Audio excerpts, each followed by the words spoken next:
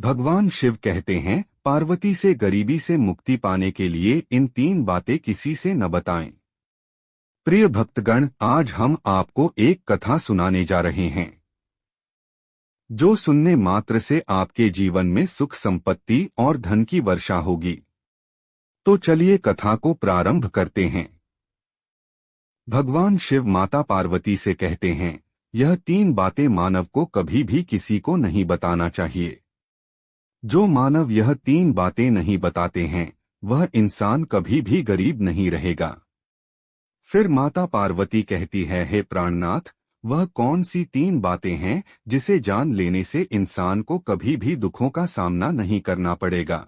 फिर भगवान शिव कहते हैं, हे देवी, आज मैं पृथ्वी लोक पर एक सन्यासी का रूप धारण करके यह 3 बातें बताने जा रहा हूँ। कृपया आप इस कहानी को ध्यान से सुने। अगर आप यह कहानी सुन रहे हैं तो पूरा सुनिए। इस कथा को आधा अधूरा छोड़कर जाने की गलती मत करिएगा, क्योंकि इस पवित्र कथा को पूरा सुनने से मनचाहा फल की प्राप्ति होगी। इसलिए इस कथा को पूरा सुने। आप शिव भक्त हैं तो भोलेनाथ का अनादर ना करें। भगवान शिव पृथ्वी लोक पर एक सन्यासी के रूप में आते हैं। आज की इस प्यारी सी कहानी की शुरुआत करते हैं। प्राचीन समय की बात है। एक नगर में एक धनवान सेठ रहता था। उसके घर में किसी चीज की कोई कमी नहीं थी और उसका व्यापार बहुत अच्छा चल रहा था। उसकी पत्नी भी बहुत खुश रहती थी, क्योंकि सेठ हर महीने उसके लिए नए नए गहने खरीदता था और उसे बहुत प्रसन्न रखता था। प्रिय भक्तजनों, सेठ के घर के बगीचे में एक वटवृक्ष था। उस वटवृक्ष के नीचे सन्यासी अपना आसन बिछाकर ध्यान किया करते थे। सेठ और सेठानी दोनों सन्यासी की बहुत सेवा करते थे और उसकी देखभाल करते थे, क्योंकि वह सन्यासी कई सालों से उस वटवृक्ष में रह रहे थे। सेठ हर रोज सन्यासी को घर का भोजन देते थे और सन्यासी भी उनसे बहुत प्रेम करते थे। भगवान शिव जो सन्यासी थे वह बहुत खुश थे, क्योंकि उन्हें किसी चीज के लिए कहीं और नहीं जाना पड़ता था। सेठ और सेठानी हर रोज उन्हें स्वादिष्ट भोजन खिलाते थे। प्रिय भक्तजनों, सेठ की पत्नी बहुत ही सरल और भोली स्वभाव की थी। उसकी आदत थी कि वह घर की हर बात बाहर वालों को बता देती थी। एक दिन सेठ की पत्नी ने अपने पति से पूछा, पिया जी, आपका व्यापार कैसा चल रहा है? आप कैसे इतना मुनाफा कमाते हो? अपनी पत्नी का ऐसा सवाल सुनकर सेठ ने सारी बात बता दी। सेठ ने कहा, प्रिय, मैं अनाज का धंधा करता हूँ। मैं चंबल की घाटी से अनाज खरीदता हूँ और उसे महंगे दामों में बेच देता हूँ। प्रिय भक्तजनों, अपने पति की यह बात जानकर सेठानी बहुत प्रसन्न हुई। उसने सोचा, मेरे पति तो बहुत ही बुद्धिमान है। यह बात तो सारे नगर वालों को पता होनी चाहिए कि मेरे पति इतने बुद्धिमान हैं और इतना ज्यादा धन कमाते हैं। प्रिय भक्तजनों, अब सेठ की पत्नी ने पूरे नगर में यह बात फैला दी कि उनके पति इस तरीके से पैसा कमाते हैं। अब क्या था, नगर के कुछ लोगों को जब यह पता चला कि सेठ किस प्रकार धन अर्जित करता है, तो वे सभी लोग अनाज का धंधा करने लगे। प्रिय भक्तजनों, अब नगर के बहुत से लोग अनाज का व्यापार करने लगे हैं। सेठ जो पहले कम दाम में अनाज खरीदता था, अब वही अनाज महंगे दामों में बिकने लगा है। सेठ का धंधा थोड़ा कम चलने लगा। उसे मुनाफा नहीं हो रहा था और धीरे धीरे वह गरीब होता जाता है। सेठ का पूरा धंधा बैठ जाता है। यह देखकर वह बहुत चिंतित और दुखी हो जाता है। सेठ, प्रिय भक्तजनों, सेठ अपने व्यापार की परेशानी से तंग आकर एक बगीचे में बैठा था। तभी भगवान शिव जो सन्यासी थे वह वहां आते हैं और कहते हैं, सेठ जी, क्या बात है, आज आप कुछ परेशान लग रहे हैं? तब सेठ बताता है, हे संत महात्मा, मेरा व्यापार बहुत मंदा चल रहा है। मुनाफा बहुत कम हो गया है। नगर के बहुत से लोगों ने अनाज का धंधा शुरू कर दिया है, जिससे मेरा धंधा बैठता जा रहा है। भगवान शिव जो सन्यासी थे, सेठ की बातें सुनकर कहते हैं, सेठ जी क्या आपने किसी को बताया था कि आप किस प्रकार अपना धन अर्जित करते हैं? किस प्रकार आप अपनी जीविका चलाते हैं? तब सेठ कहता है, हाँ संत महात्मा, मैंने अपनी पत्नी को सारी बात बताई थी। वह मुझसे पूछ रही थी कि आप इतना धन कैसे कमाते हैं? तब मैंने उसे बताया था कि मैं अनाज का व्यापार करके धन अर्जित करता हूँ। प्रिय भक्तजनों, अब सन्यासी को सारी बात समझ में आ जाती है। सन्यासी कहते हैं, सेठ जी आपने बहुत बड़ी गलती कर दी है। आपको सेठानी जी से यह बातें नहीं करनी चाहिए थी।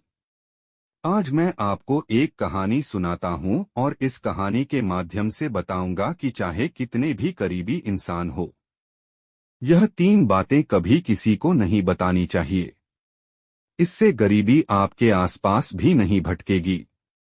प्रिय भक्तजनों, अब सन्यासी जो भगवान शिव थे वह अपनी कहानी प्रारंभ करते हैं। सन्यासी कहते हैं, सेठ जी एक समय की बात है। एक नगर में एक गरीब आदमी रहता था। वह इतना गरीब था कि अपने परिवार के लिए ठीक से भोजन भी नहीं जुटा पाता था। फिर सन्यासी कहते हैं, सेठ जी गरीबी मनुष्य के लिए एक अपमानकारी दुख भरा जीवन है। बिना धन के गृहस्थी और घर चलाना बहुत मुश्किल था। फिर सन्यासी आगे कहते हैं, सेठ जी वह गरीब आदमी जैसे तैसे अपने घर वालों का पेट पाल रहा था। कभी उनको भोजन मिल जाता था तो कभी भूखे पेट ही सोना पड़ता था। एक दिन उस गरीब आदमी की पत्नी ने कहा, हमारे पास तो धन ही नहीं है। सुबह खाना खा ले तो शाम की उम्मीद नहीं है, शाम को खा ले तो सुबह की उम्मीद नहीं है। आखिर ऐसे कब तक चलेगा? मैं जैसे तैसे करके घर चला लूंगी, लेकिन आप धन कमाने के लिए परदेश चले जाइए। इस प्रकार से हमारे परिवार का गुजारा नहीं चलेगा। मनुष्य के पास चाहे कितना ही धन हो, लेकिन अगर उसके पास कोई काम नहीं है तो वह धन भी बेकार होता है। अगर हम कुछ नहीं करेंगे तो अपने बच्चों को कैसे पालेंगे? भूखे मरने से अच्छा है कि किसी की छोटी मोटी मजदूरी ही कर लें। अब पत्नी के बार बार कहने पर वह गरीब आदमी धन कमाने की आस लेकर घर से निकल पड़ा। वह जंगलों के रास्ते से प्रदेश के लिए रवाना हुआ। चलते चलते वह एक जंगल में पहुंच गया। दूर की यात्रा तय करके जा रहा था। बेचारा थक चुका था तो उसने देखा कि आगे एक छायादार बरगद का पेड़ है। उस पेड़ की लंबी लंबी शाखाएं थी। उसकी जड़ें जमीन को छू रही थी। शीतल छाया देखकर वह बेचारा गरीब आदमी उस पेड़ के नीचे बैठकर आराम करने लगा। प्रिय भक्तजनों, सन्यासी आगे कहते हैं, वह गरीब आदमी वह बरगद के नीचे आराम से लेटा हुआ था। तभी उसने देखा कि कहीं से एक सांप आया और वह सांप उसी पेड़ पर चढ़ गया। गरीब आदमी उस सांप को गौर से देख रहा था। वह सोचने लगा कि यह सांप इस बरगद पर क्यों चढ़ रहा है और अब क्या करेगा। तभी उसने देखा कि उस पेड़ की डाल पर तोता और मैना का घोंसला था। घोंसले में तोता और मैना के बच्चे रखे हुए थे। सांप को देखकर तोता और मैना के बच्चे डर के मारे चिल्लाने लगे। वह गरीब आदमी देखते ही समझ गया कि यह दुष्ट सांप इन बच्चों को खाने आया है। सोचने लगा कि मैंने तो इन बच्चों को देख लिया है, अगर अब मैं इन्हें नहीं बचाता हूं तो मुझे बहुत पाप लगेगा। बच्चे तो बच्चे ही होते हैं, चाहे वे इंसान के हो या किसी पक्षी के। बच्चों की हमेशा रक्षा करनी चाहिए। उधर एक सर्प उन बच्चों के पास पहुंच जाता है। तभी वह गरीब आदमी उठता है और फटाफट बरगद के पेड़ पर चढ़ जाता है। उसने उस सर्प को मार गिराया और नीचे फेंक दिया। फिर उसी बरगद के नीचे आकर लेट गया। तोता और मैना के बच्चे अपनी रक्षा करने वाले उस गरीब आदमी को मन ही मन बहुत दुआएं देने लगे। उसी समय तोता और मैना अपने बच्चों के पास आते हैं।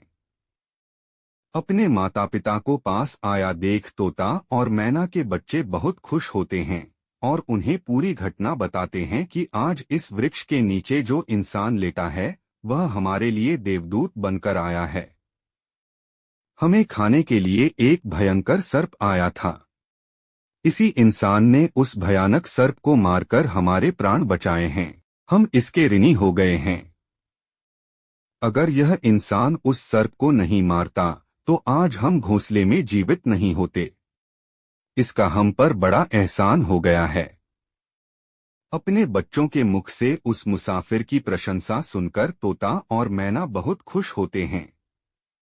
तोता और मैना उस गरीब आदमी के पास पहुंच जाता है और कहता है, हे मनुष्य, तुमने आज हमारे बच्चों की जान बचाकर हमें अपना ऋणी बना लिया है। आप कौन हो और कहाँ जा रहे हो? तोता और मैना के पूछने पर वह गरीब आदमी कहता है, हे पक्षियों, मैं एक गरीब आदमी हूँ और धन कमाने के लिए परदेश जा रहा था। सफर का थका हारा था तो इस बरगद की छाया में बैठकर आराम करने लगा। तब मैंने देखा कि एक दुष्ट सर्प तुम्हारे बच्चों को खाने के लिए तुम्हारे घोंसले के पास जा रहा था। मैंने उसे मार डाला। फिर तोता और मैना बोले, भाई, तुमने हम पर बहुत बड़ा उपकार किया है। संसार में सबसे बड़ी खुशी बच्चों से होती है। बच्चों से अधिक प्रिय तो किसी को कोई नहीं होता। आप भी तो धन कमाने अपने बच्चों के लिए ही जा रहे हैं। अब आपने हमारे बच्चों की जान बचाई है तो हम आपके बच्चों की भूख मिटाना चाहते हैं। तब उन्होंने बताया, हम दोनों तोता और मैना नाम के पक्षी हैं। हम हमेशा कीमती मोती खाते हैं और हमने सुना है कि यह मोती मनुष्यों के लिए बहुत मूल्यवान होते हैं। हम तुम्हें कुछ मोती देते हैं, तुम उन्हें बेचकर बाजार से कुछ खाने पीने का सामान ले आओ और आज से तुम यहीं रहकर हमारे बच्चों की देखभाल करते रहना। हम तुम्हें इसी तरह से रोज यह कीमती मोती लाकर देते रहेंगे। तोता और मैना की बात सुनकर वह गरीब आदमी खुश हो गया। सोचता है कि अगर हमें यही धन मिलेगा तो हम बाहर क्यों जाएंगे। प्रिय भक्तजनों, वह आगे कहता है कि सेठ जी, वह गरीब आदमी तोता से कुछ मोती लेकर बाजार गया और अपने खाने पीने का सामान खरीद लाया। उस वृक्ष के नीचे उसने एक झोपड़ी बना ली और वहीं रहने लगा और तोता मैना के बच्चों की देखभाल करने लगा। अब तो तोता और मैना निश्चिंत हो गए। उन्हें उनके बच्चों की रक्षा करने वाला मिल गया था। अब वे निश्चिंत होकर भोजन के लिए सुबह अपने घोंसले से उड़ जाते थे और शाम को लौटकर आते थे। अपने बच्चों को घोंसले में सुरक्षित देखकर वे बहुत खुश होते थे और उस गरीब आदमी का धन्यवाद करते थे और उसे कुछ मोती लाकर देते थे। इस तरह से धीरे धीरे तोता और मैना की नौकरी करते हुए उस गरीब व्यक्ति को 2 महीने बीत गए थे। इधर तोता और मैना के बच्चे भी बड़े हो गए। अब उस गरीब आदमी को अपनी पत्नी और बच्चों की याद आने लगी। एक दिन उसने तोता और मैना से कहा कि हम अपने घर जाना चाहते हैं। पता नहीं हमारी पत्नी और बच्चे कैसे हैं। तब तोता और मैना बोले, हे भाई, अब तुम निश्चिंत होकर अपने घर जाओ और अपने बच्चों के साथ रहो। हमारे बच्चे भी अब उड़ने के काबिल हो गए हैं। अब कोई भय नहीं है। तुम अपनी पत्नी और बच्चों को देखो। कभी तुम्हें हमसे मिलने का मन हो तो इसी स्थान पर आ जाना।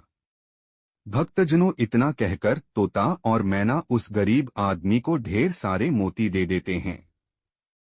अब वह गरीब व्यक्ति उन मोतियों को अपने साथ लेकर अपने घर पहुंच जाता है। उसने वह मोती अपनी पत्नी को दिखाए तो उसकी पत्नी बहुत प्रसन्न हुई। उसने पूछा, पतिदेव, तुम यह कीमती मोती कहाँ से लेकर आए हो? तब उस आदमी ने बताया, हे प्यारी, मैं बीते 2 महीने से एक तोता और मैना की नौकरी कर रहा था। उन्हीं ने मुझे यह कीमती मोती दिए हैं। यह मोती बहुत कीमती और अनमोल है।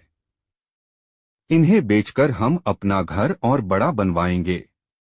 अपने बच्चों को अच्छे वस्त्र लाकर देंगे और तुम्हारे लिए भी नए नए गहने बनवाएंगे।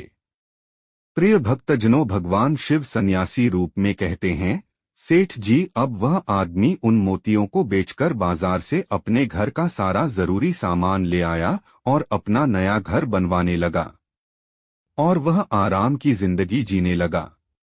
प्रिय भक्तजनों, कुछ दिनों के बाद उस नगर के राजा प्रताप सिंह एक अजीब रोग से ग्रसित हो गया।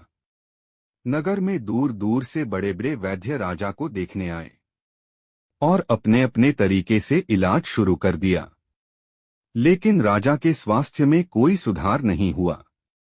जब किसी के इलाज से राजा ठीक नहीं हुए तो एक वैद्य ने राजा से कहा, महाराज, आपकी जिंदगी बच सकती है।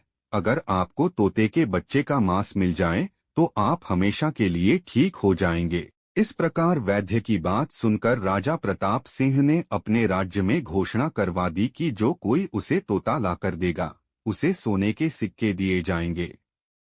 प्रिय भक्तजनों, धीरे धीरे यह बात पूरे राज्य में फैल गई।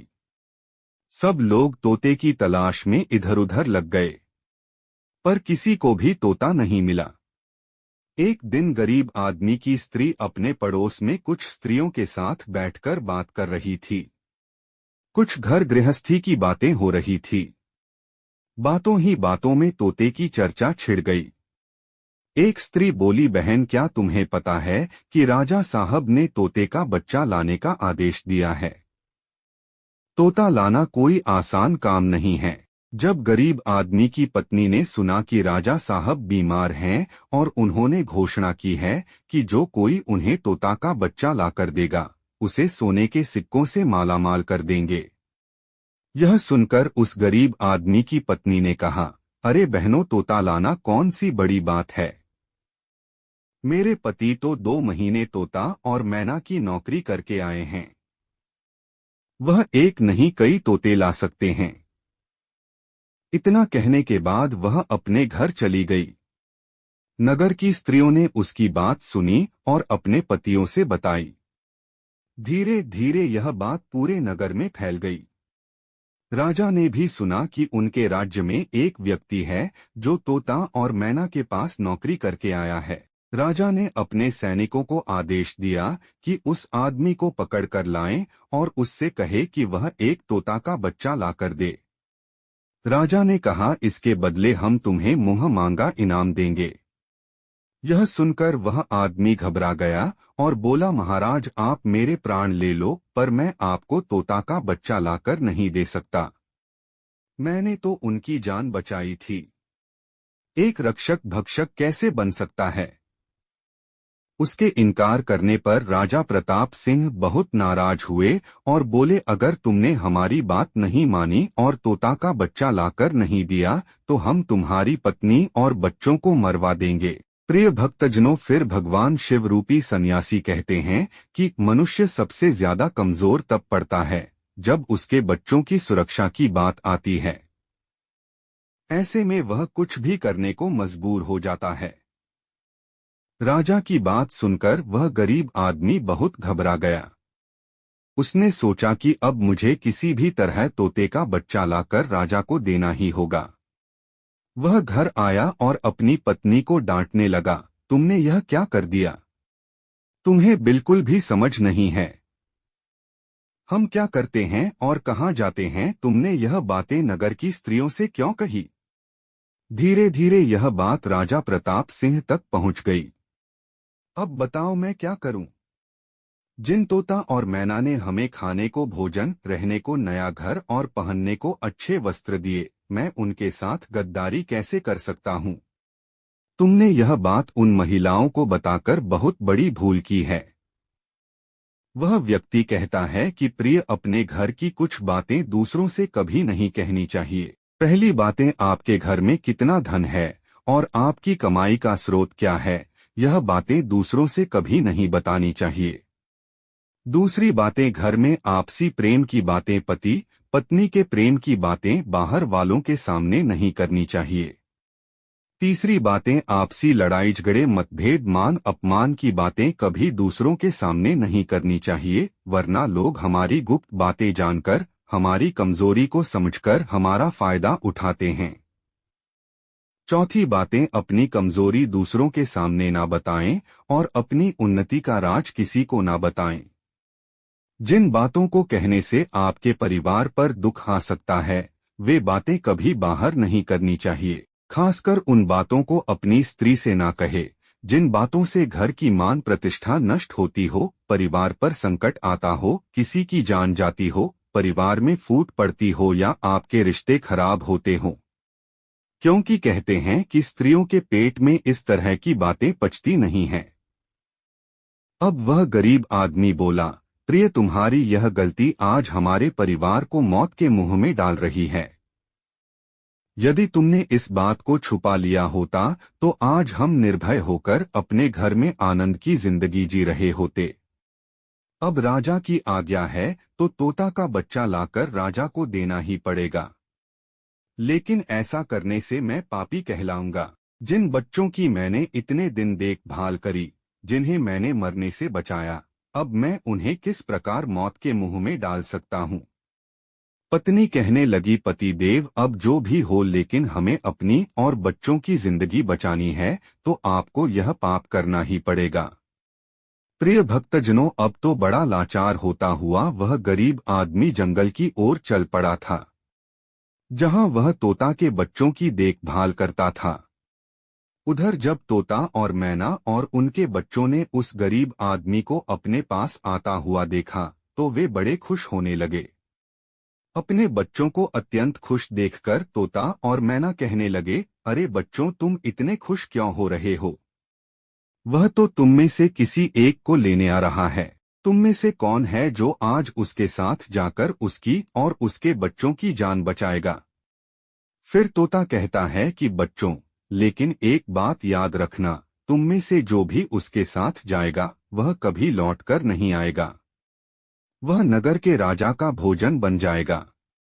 प्रिय भक्तजनों, तब तोता के बच्चों ने पूछा कि आप ऐसा क्यों कह रहे हैं? तोता बताता है कि बच्चों, यहाँ का राजा बीमार पड़ गया है और वैद्य ने उसे तोता के बच्चे का मांस खाने को कहा है।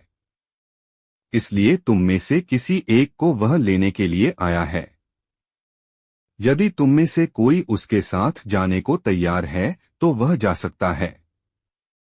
तभी उनमें से एक बच्चा कहने लगा, है माता पिता, उस आदमी ने ही हम सबकी जिंदगी बचाई है और आज वह आदमी बहुत बड़ी मुसीबत में है। ऐसे में हमें भी उसकी मदद करनी चाहिए। चाहे हमारी जान ही क्यों ना चली जाए, लेकिन हम उसके साथ जरूर जाएंगे। उधर वह आदमी उस बरगद के वृक्ष के नीचे आता है और तोता मैना से अपना दुख बताता है। तब तोता मैना कहते हैं, हे भाई, तुम चिंता ना करो, हमारे बच्चे तुम्हारे साथ जाने के लिए तैयार हैं। तुम इनमें से किसी एक को ले जाओ। अब वह गरीब आदमी उनमें से एक तोता के बच्चे को लेकर लौट जाता है और राजा को ले जाकर दे देता है। राजा उस तोते के बच्चे को एक पिंजरे में बंद करता है और अपने नौकर को रखने के लिए कहता है। राजा कहता है कि हम इसे सुबह निकालेंगे और फिर इसके मांस को खा जाएंगे। प्रिय भक्तजनों, अब क्या होता है कि राजा प्रताप सिंह का एक बेटा था जो पशु पक्षियों से बहुत प्रेम करता था। उसे यह नहीं पता था कि यह तोता उसके पिता के खाने के लिए लाया गया है। वह अपने मित्रों के साथ उसी जगह पर खेल रहा था जहां तोते का बच्चा पिंजरे में कैद था। राजकुमार ने जब एक सुंदर तोते को पिंजरे में बंद देखा तो वह उसके साथ खेलने लगा। तभी राजकुमार का एक मित्र कहता है, मित्र, तुम इस पक्षी को बाहर निकालो, यह कितना सुंदर तोता है, पिंजरे में इसका रहना बिल्कुल सही नहीं है। हम इसे आजाद कर देते हैं। अपने मित्र की बातें सुनने के बाद राजकुमार ने उस तोते के बच्चे को पिंजरे से बाहर निकाल देता है। जैसे ही वह पिंजरा खोलता है, तोता का बच्चा आकाश में उड़ जाता है। धीरे धीरे यह बात राजा तक पहुंची कि आपके राजकुमार ने उस तोते को छोड़ दिया है। अब आपके प्राण बचाना बड़ा ही मुश्किल है। यह सुनकर राजा को बहुत गुस्सा आया। उन्होंने तुरंत राजकुमार को बुलाया और गुस्से में कहा, अरे नादान पुत्र, तूने उस तोते के बच्चे को क्यों छोड़ दिया? राजकुमार बहुत घबरा गया और बोला, पिताजी, मुझे क्या पता था कि वह उड़ जाएगा। मैं तो उसके साथ खेलना चाहता था। अपने पुत्र की बात सुनकर राजा को और भी गुस्सा आया। उन्होंने उसे नगर से निकालने का आदेश दे दिया। प्रिय भक्तजनों, अब राजा के सैनिक राजकुमार को नगर की सीमा से बाहर छोड़ देते हैं। उधर वह तोते का बच्चा उड़कर अपने माता पिता के पास पहुंचता है और उन्हें सारी बात बताता है कि राजा के बेटे ने उसे आजाद कर दिया है। तोता और मैना ने जब अपने बच्चे को देखा तो कहा, पुत्र, राजा के बेटे ने तुम्हें तो आजाद कर दिया, लेकिन वह खुद संकट में फंस गया है। उसके दुष्ट पिता ने उसे नगर से बाहर निकाल दिया है। अब उसकी जिंदगी की जिम्मेदारी तुम्हारे ऊपर है। तुम जाओ और उसकी मदद करो। प्रिय भक्तजनों, तोता राजकुमार की मदद करने के लिए उसके पास पहुंच जाता है। राजकुमार उसे देखते ही पहचान लेता है। यह तो वही पक्षी है जिसे मैंने पिंजरे से आजाद किया था। राजकुमार कहता है, तुम्हारी वजह से मुझे मेरे पिता ने नगर से निकाल दिया है। अब तुम ही बताओ, मैं क्या करूं, कहां जाऊं? तोता कहता है, मित्र, तुम चिंता मत करो। तुमने मेरी जान बचाई थी, इसलिए मैं तुम्हारी मदद करने आया हूं। सुख दुख में अब मैं तुम्हारे साथ ही रहूंगा। अब राजकुमार खुश हो जाता है, क्योंकि उसे कम से कम एक साथी तो मिल ही गया था। अब तोता और राजकुमार दोनों एक दूसरे नगर में घूमने लगते हैं। चलते चलते वे दोनों एक सुंदर बगीचे में पहुंच जाते हैं। उसी बगीचे में वहां के राजा की पुत्री भी अपनी सहेलियों के साथ घूमने आया करती थी। उस राज्य के राजा की कन्या का नाम रूपमती था। राजकुमारी रूपमती बहुत ही सुंदर थी और उसकी खूबसूरती की चर्चा पूरे नगर में होती थी। राजकुमार और तोता उस बगीचे में बैठे हुए थे, तभी वहां राजा की कन्या रूपमती अपनी सहेलियों के साथ बगीचे में घूमने आती है। राजकुमारी को देखकर राजकुमार वृक्ष के पीछे छुप जाता है और तोता राजकुमारी के सामने पहुंच जाता है। राजकुमारी उस सुंदर तोता को देखकर मोहित हो जाती है। वह उसे पकड़ना चाहती है, लेकिन तोता उसकी पकड़ में नहीं आता। यहाँ राजकुमार राजकुमारी रूपमती की सुंदरता पर मोहित हो जाता है। प्रिय भक्तजनों, कुछ समय बगीचे में टहलने के बाद राजकुमारी अपने महल में लौट जाती है। राजकुमार पूरी तरह से राजकुमारी पर मोहित हो गया था। अब तो उसे एक पल भी अच्छा नहीं लग रहा था। तब तोता ने कहा, मित्र, तुम चिंता मत करो, तुम जिसे चाहने लगे हो मैं तुम्हें उससे मिलवा दूंगा। राजकुमार बोला, मित्र, तुम मुझे किसी भी तरह उस राजकुमारी से मिला दो। मैं उसके बिना अब रह नहीं पाऊंगा। तोता बोला, मित्र, तुम मुझ पर भरोसा रखो, मैं पता लगाकर आता हूं कि राजकुमारी कहाँ रहती है और तुम उससे कैसे मिल सकते हो। प्रिय भक्तजनों, अब तोता राजकुमारी रूपमती के पास जाता है। राजकुमारी के महल में चारों तरफ सैनिक तैनात थे, लेकिन तोता उड़ता हुआ ऊपर से जाता है और जाकर राजकुमारी के कक्ष के बाहर बैठ जाता है। तोता वहां से सब नजारा देखता है और सारी बात आकर राजकुमार को बताता है कि महल में जाकर राजकुमारी से मिलना बहुत मुश्किल है। तोता कहता है, तुम एक काम करो, अपना रुमाल मुझे दे दो। मैं तुम्हारा रुमाल आज राजकुमारी के पास पहुंचा दूंगा और उसकी चुनरी ले आऊंगा।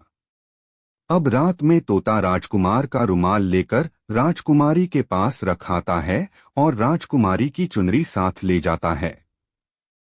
सुबह जब राजकुमारी रूपमती जागती है तो देखती है कि उसकी चुनरी गायब है और उसके पास एक रुमाल रखा हुआ है।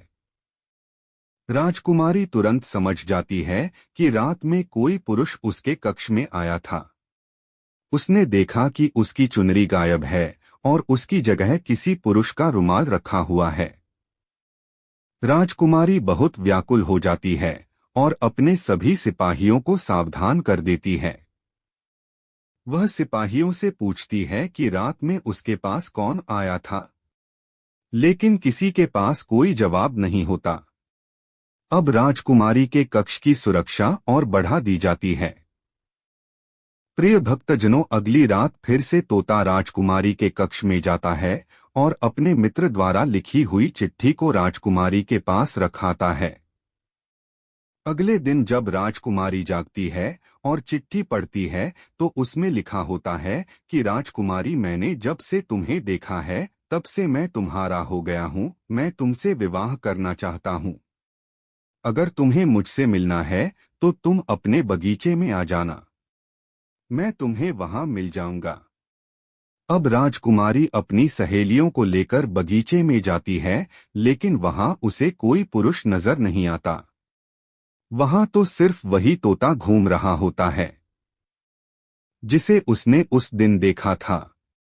तोता राजकुमारी से कहता है, राजकुमारी, तुम जिसे देख रही हो मैं तुम्हें उससे मिला सकता हूँ, लेकिन पहले तुम मुझे वचन दो कि तुम यह बात अपने पिता से नहीं कहोगी और मेरे मित्र को बंदी नहीं बनाओगी। राजकुमारी ने वचन दिया कि वह उसे बंदी नहीं बनाएगी। मुझे उससे मिलाओ, मैं भी देखना चाहती हूँ कि वह कौन है जो इतने सख्त पहरे के बावजूद भी मेरे कक्ष में पहुंच गया। तब तोता ने अपने मित्र राजकुमार को बुलाया। राजकुमार भी देखने में बहुत सुंदर था। उसकी सूरत देखकर राजकुमारी भी उस पर मोहित हो गई। तब राजकुमार आता है और राजकुमारी के पास बैठकर बड़े ध्यान से उसके सुंदर चेहरे को निहारने लगता है। राजकुमारी ने पूछा, तुम कौन हो और इतने कड़े पहरे के बाद भी तुम मेरे कक्ष तक कैसे पहुंच गए?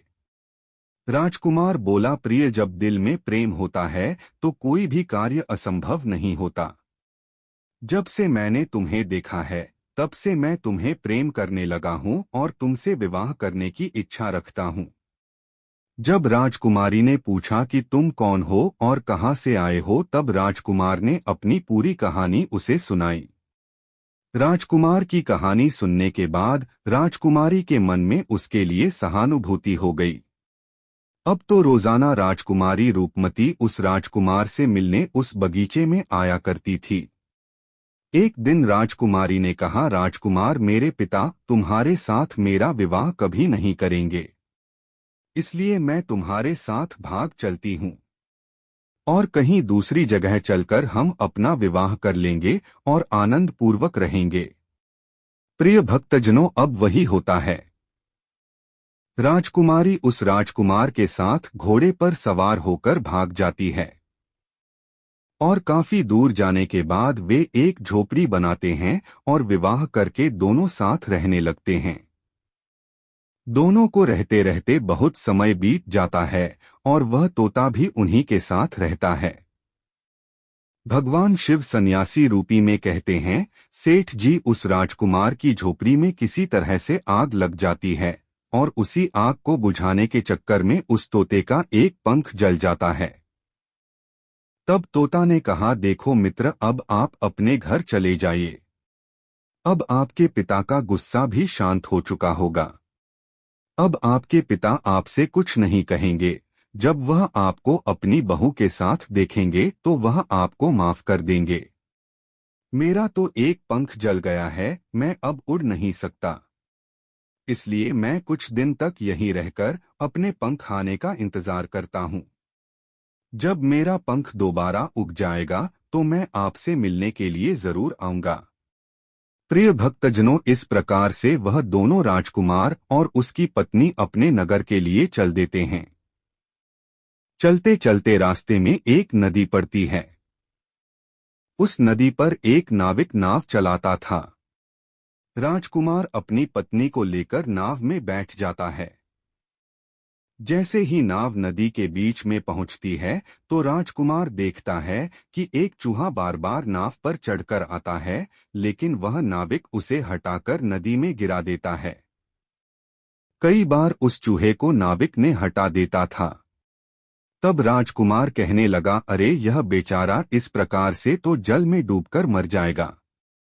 ये अपने प्राणों की रक्षा करने के लिए इस नाव पर चढ़ रहा है। इसे चढ़ जाने दो। जब राजकुमार ने नाविक से कहा कि आप इस चूहे को चढ़ जाने दें, तो राजकुमार के कहने पर उस नाविक ने उस चूहे को अपनी नाव पर चढ़ जाने दिया। जैसे ही चूहा नाव के अंदर गया, वह अंदर जाकर छुप गया। थोड़ी देर बाद उन्होंने देखा कि नाव के अंदर धीरे धीरे पानी आने लगा। प्रिय भक्तजनों, उसी चूहे ने नाव को काटकर उसमें छेद कर दिया था, जिससे नाव में पानी भरने लगा। जब नाव में पानी बढ़ने लगा, तो नाव पानी में डूबने लगी। धीरे धीरे जब नाव पूरी तरह डूब गई, तो उसी समय राजकुमारी और राजकुमार पानी में बहने लगे। पानी के बहाव से राजकुमार बहुत दूर पहुंच गया और राजकुमारी रूपमती भी उसी पानी में बहती हुई राजा के बगीचे में जा पहुंची। बगीचे में रहने वाला माली जब राजकुमारी को बेहोश अवस्था में नदी के किनारे पड़ा देखता है, तो वह जाकर राजा को यह खबर देता है। राजा जब सुंदर लड़की को देखता है, तो वह उस पर मोहित हो जाता है और सुंदर राजकुमारी को देखकर उसे अपने महल में ले आता है और राज्य वैद्य से उसका इलाज करवाता है। कुछ दिन बीतने के बाद जब राजकुमारी ठीक हो जाती है, तो एक दिन वह देखती है कि राजा उसके करीब खड़ा है। राजा ने पहले ही राजकुमारी रूपमती के चेहरे को निहार रखा था।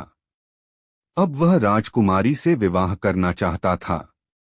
राजा कहने लगा, हे राजकुमारी, तुम्हारा भी इस दुनिया में कोई नहीं है।